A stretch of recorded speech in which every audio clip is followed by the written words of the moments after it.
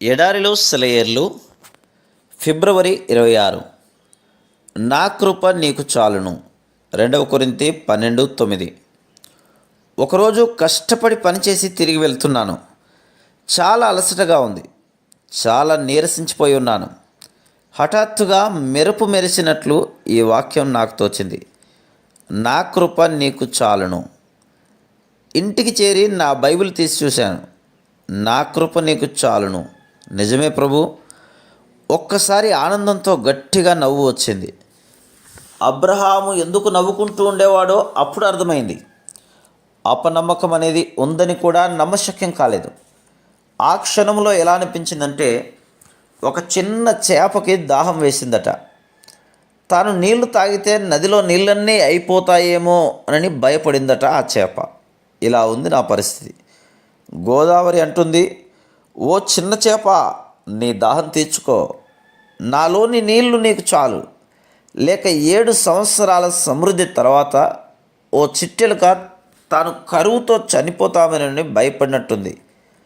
యోసేపు దానితో అంటున్నాడు, ఓ చిట్టెలుక, దిగులు పడకు, నా ధాన్యపు కొట్లలోనిది నీకు చాలు.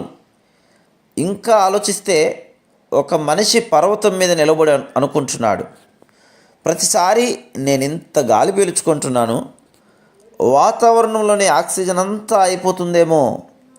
అయితే భూమి అంటుంది, ఓ మనిషి, నీ ఇష్టం వచ్చినంత గాలితో నీ ఊపిరితిత్తులని నింపుకో, నా చుట్టూ ఆవరించి ఉన్న వాతావరణం నీకు సరిపోతుంది. ఓ నా సోదరులారా, నమ్మకం ఉంచండి. కొంచెం పాటి విశ్వాసం మీ హృదయాలను పరలోకానికి తీసుకెళ్తుంది. గొప్ప విశ్వాసమైతే పరలోకాన్నే మీ హృదయాల్లోకి తీసుకువస్తుంది. ఘనకార్యాలు చేయించే గొప్ప కృప దేవునిది. హృదయాన్ని ముంచెత్తే కెరటాలు, ఊపిరాడనీయని పెనుగాలులు, అలవిగాని విపరీతాలు కూడి వచ్చిన దేవుని కృప చాలు.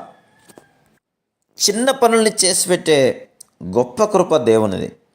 చిరాకు పెట్టే చిన్న చిన్న దిగుళ్ళు, జోరీగల హోరు పెట్టే శోధనలు, మనశ్శాంతిని పాడు చేసే ముళ్ళు అన్నింటినీ కుదురుస్తాయి ఆయన కృపా పరవళ్ళు.